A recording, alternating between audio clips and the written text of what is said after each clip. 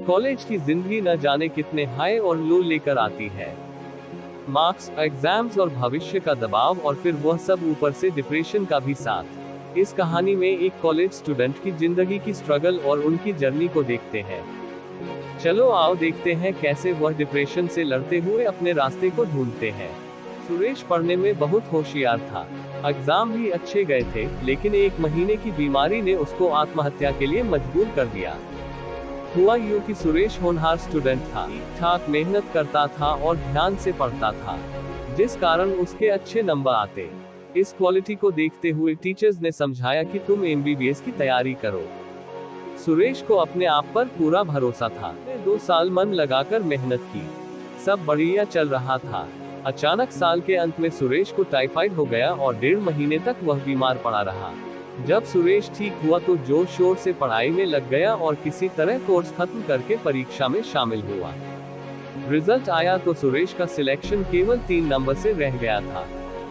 शुरू में तो सुरेश संतुष्ट था। टीचर्स ने भी समझाया कि तुम चिंता मत करो, कम तैयारी में तुम अच्छे नंबर लाए हो, अगले साल तुम्हें अच्छे कॉलेज में सीट मिल जाएगी, बस मन लगाकर पढ़ो और मॉक टेस्ट देते जाओ। सुरेश को सब बातें समझ में आ रही थी, चिंता की कोई बात नहीं थी, लेकिन वह खुश नहीं था। उसके जिगरी दोस्त, जिनके साथ वह पढ़ता था, वह सब मेडिकल कॉलेज पहुंच गए थे। दोस्तों के व्हाट्सएप स्टेटस पर सफेद कोट वाले फोटो देखकर उसे चिढ़ भी होने लगी थी। जाने अनजाने में सुरेश खुद को दोस्तों से कंपेयर करने लगा। फिर शिकायत करने लगा कि मेरी किस्मत ने साथ नहीं दिया। अब जब कोई छोटी मोटी दिक्कत आती तो सुरेश उसे सुझाने की बजाय किस्मत को कोसने लगा कि अरे मेरी किस्मत ही खराब है। सुरेश मेहनत तो इस साल भी कर रहा था, घंटों टेबल कुर्सी पर बैठा रहता, लेकिन अब उसका मन पढ़ाई में नहीं लगता। इस बार उसने पूरा कोर्स रिवाइज करके एग्जाम दिया, लेकिन जब 3 महीने बाद रिजल्ट आया तो उसके नंबर पिछले साल से भी कम आए थे। असफलता के कारण सुरेश पूरी तरह फ्रस्ट्रेट हो गया। वह कभी अपनी किस्मत को तो कभी ईश्वर को कोसता रहता। वह बार बार खुद से दोहराता, इतनी मेहनत के बाद भी सिलेक्शन नहीं हुआ, मेरे साथ धोखा हुआ है। वह दिन भर अतीत के बारे में सोचता रहता। अगर कोई टोक दे तो उसे पूरे दिन बुरा लगता और वह बदला लेने की सोचता। उसके बदले व्यवहार के कारण लोगों ने उसे समझाना भी छोड़ दिया था। एक दिन सुरेश पूरी तरह हताश होकर एक पहाड़ की तरफ चल दिया कि ऐसे जीने का क्या मतलब, जब मन को चैन नहीं मिल रहा। सुरेश काफी देर तक चोटी के किनारे खड़ा रहा। उसे समझ नहीं आ रहा था कि मैं क्या करूं, कैसे छलांग लगाऊं। तभी पीछे से आवाज आई। पीछे से वह आवाज नहीं आ गया थी। सुरेश के पैर अपने आप पीछे हट गए। पीछे मुड़कर देखा तो एक अधेड़ उम्र का योगी या साधु जैसा दिखने वाला आदमी खड़ा है। योगी तो एक नजर में ही सब कुछ समझ गया था। उसने पूछा, क्या हुआ तुम्हारे साथ जो तुम कूदने जा रहे थे? सुरेश ने सारी बात बता दी। आज पहली बार सुरेश ने अपने मन का दुख किसी के साथ बांटा तो उसे काफी हल्का महसूस हुआ। योगी ने सुरेश से कहा, ये बहुत छोटी समस्या है जिसे तुमने बड़ा बना लिया है। अगर तुम चाहो तो मैं इस परेशानी का आसान हल दे सकता हूँ। सुरेश ने कहा, मुझे जल्दी बताएं मुझे क्या करना होगा। मैं हर हाल में बुरी बातों और असफलता को भूलना चाहता हूँ। योगी ने कहा, मेरी कुटिया पास में ही है, वहीं बैठकर बात करेंगे। कुटिया के आते ही योगी ने सुरेश को पेड़ के पास बैठाया और अपनी कुटिया के अंदर चले गए। थोड़ी देर बाद योगी बाहर आए। उनके हाथ में एक जलता हुआ दीपक था। उन्होंने सुरेश से बोला, हाथ आगे बढ़ाओ और इस दीपक को पकड़ो। योगी ने सुरेश से पूछा, इस दीपक का वजन कितना होगा? सुरेश ने कहा, कुछ खास वजन नहीं है इस दीपक में। योगी ने कहा, कुछ देर इस दीपक को यूं ही पकड़े रहो, बस अपने नजदीक मत लाना। कुछ देर में ही सुरेश के हाथ दुखने लगे।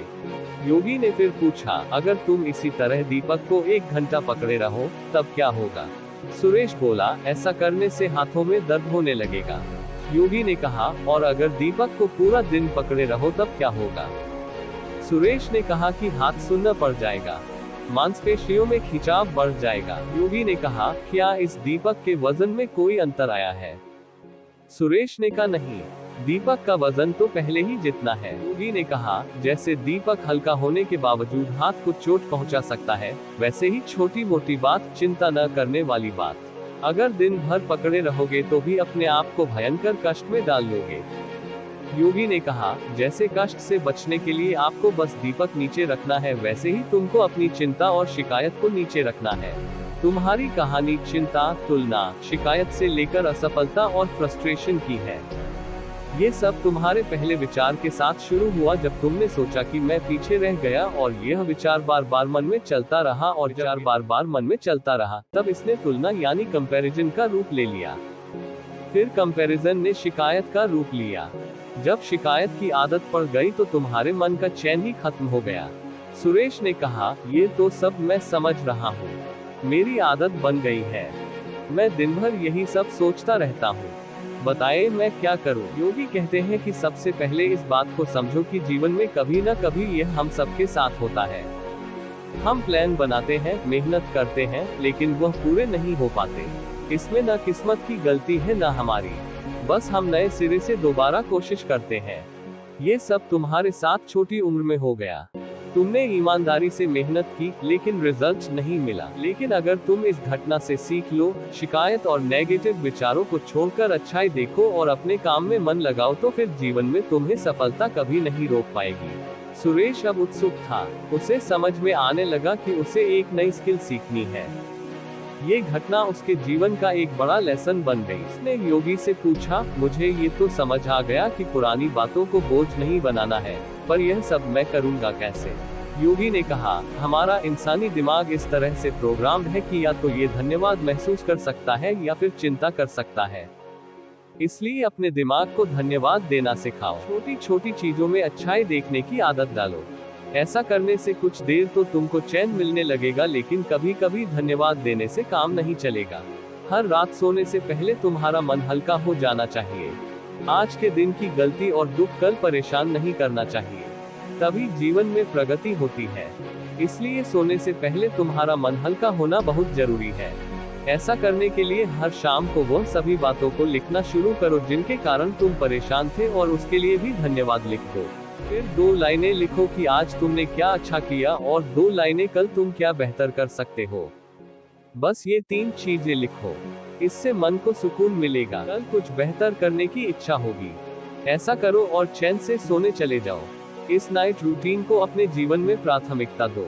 ऐसा करने से तुम हमेशा हल्के मुस्कुराते बने रहोगे, हमेशा मन लगाकर काम करोगे, और कोई भी बड़ा हादसा या रुकावट तुम्हें परेशान नहीं कर पाएगी। सुरेश आज बहुत खुश था। उसे लगा कि मैं 2 साल फेल नहीं हुआ, बल्कि मुझे जीवन का अमूल्य लेसन मिला है। उसे लगने लगा अब जो भी होगा, जो भी मुश्किल आएगी, मुझे आगे बढ़ाएगी और एक बेहतर इंसान बनाएगी। उसने अपने मन में नोट किया कि मुझे हर रात बस 3 बातें लिखनी है। आज के दिन की परेशानी के लिए धन्यवाद देना है, आज क्या अच्छा किया और कल के दिन की परेशानी के लिए धन्यवाद देना है। आज क्या अच्छा किया और कल एक चीज क्या अच्छी कर सकता हूँ, और इन 3 बातों को अपने जीवन में अमल करना है। दोस्तों, अगर आपको यह वीडियो पसंद आया तो इसे लाइक करें और हमसे जुड़ने के लिए सब्सक्राइब करिए। तब तक के लिए आपका दिल से आभार चाहता हूँ।